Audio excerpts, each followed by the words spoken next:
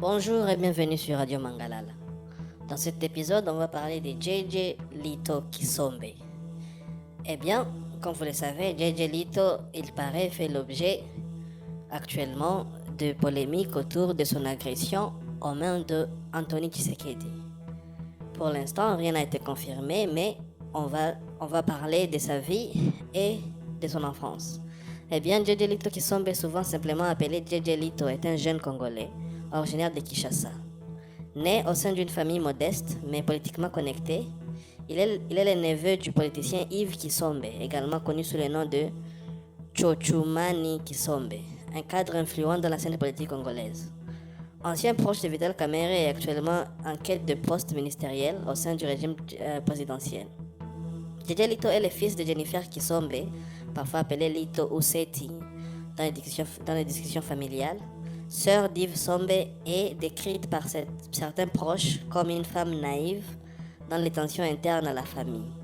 Peu d'informations précises existent sur sa date de naissance exacte, mais il paraît comme un jeune adulte dans les événements récents, probablement dans la vingtaine, reflétant une génération confrontée aux défis socio-économiques de la RDC.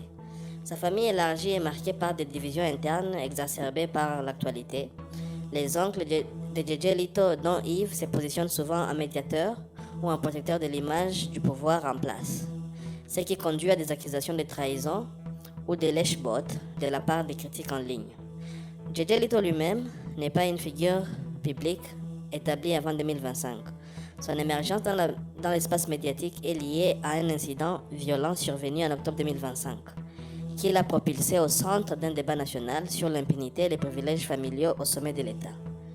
Les détails sur l'enfance et la formation de JJ Lito restent flous en raison de son profil discret avant l'affaire. Originaire de Kinshasa, il grandit dans un environnement urbain marqué par les inégalités sociales et les tensions politiques de la RDC. Comme beaucoup de jeunes de sa génération, il navigue entre les réalités quotidiennes d'une capitale vibrante mais instable, où les boîtes de nuit et les lieux de divertissement servent d'espace de socialisation. Des témoignages indirects suggèrent qu'il est issu d'une branche familiale modeste, loin des privilèges des élites, et il n'occupe pas de poste public ou professionnel notable avant les événements. Sa vie personnelle semble centrée sur des cercles sociaux ordinaires, loin des projecteurs, jusqu'à l'incident du 5 octobre 2025. Le 5 octobre 2025, JJ Lito devient une victime présumée, altercation violente, survenue dans la boîte de nuit Nouveau, un établissement huppé de Kinshasa. Selon ce témoignage public, partagé via une vidéo virale sur les réseaux sociaux, l'incident éclate lors d'une soirée animée. Anthony Tshisekedi, fils du président de la République, serait impliqué dans une dispute qui dégénère rapidement.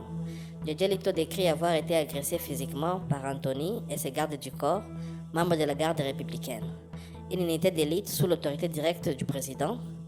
Il affirme avoir été roué de coups, blessé aux côtes et au visage et sauvé en extrémie par l'intervention d'autres clients de la boîte. Cette version des faits diffusée le 7 octobre 2025 a rapidement fait la baisse sur X, accumulant des milliers de vues et des partages. Des posts comme celui de Stanis Budjekera, journaliste reconnu, ont amplifié les récits, soulignant les détails de l'altercation, appelant à la retenue en diffusant des vidéos de témoignages de JJ Lito et de la réponse de son oncle. L'affaire met en lumière un contraste frappant. D'un côté, un jeune Congolais, citoyen ordinaire, de l'autre, un fils de chef d'État perçu comme intouchable. La réponse de la famille Kisombe a été immédiate mais controversée. Yves Kisombe, se présentant comme le chef de la famille, publie une vidéo le 8 octobre 2025 où il appelle à la négociation entre les deux familles, Kisombe et Tshisekedi. Il dénonce des coups et des désorientations orchestrées par les proches membres de la famille et inconnus, visant à nuire à son neveu et au président Félix Tshisekedi. Yves qualifie l'incident de malentendu et insiste pour que l'affaire n'éternise pas l'image de la famille présidentielle, affirmant que les deux parties régleront les différends à l'amiable.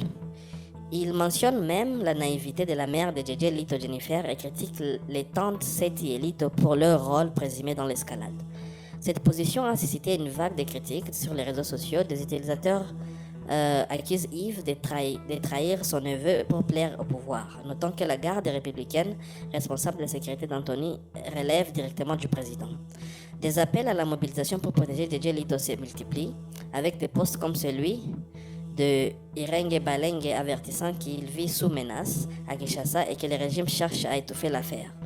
Certains comme Aigle 633882 qualifient même Dj Lito de menteur, mais cette minorité reste isolée face à la solidarité majoritaire. L'incident ravive des débats plus larges sur l'impunité en RDC. Des comparaisons sont faites avec des cas passés comme la mort de Francis Abiloko Kidibi en 2023, où la garde républicaine fut également impliquée. Les activités rappellent que la loi, ordonnance numéro 13063 de 2013, rend le président responsable des agissements de la garde présidentielle, soulignant l'absence de la justice pour les citoyens ordinaires face aux élites. À ce jour, le 8 octobre 2025, Dj Lito reste à Kinshasa sous protection informelle des sympathisants, mais sa sécurité est précaire. L'affaire a généré une mobilisation en ligne massive avec des hashtags comme Justice pour Dj Lito ou Non à l'impunité, trending sur X. Elle expose les fractures sociales en RDC, inégalité, népotisme et les fossés entre le pouvoir et le peuple. Bien que non mortel, l'incident a transformé Dj Lito en un symbole de résistance civile, un jeune Congolais lambda défiant l'impunité. Eh bien, ça sera tout sur ces quick profiles sur Dj Lito. Rien n'est confirmé pour l'instant. Il n'y a que des rumeurs, il n'y a que des accusations, mais voilà un peu qui il est et de quelle famille il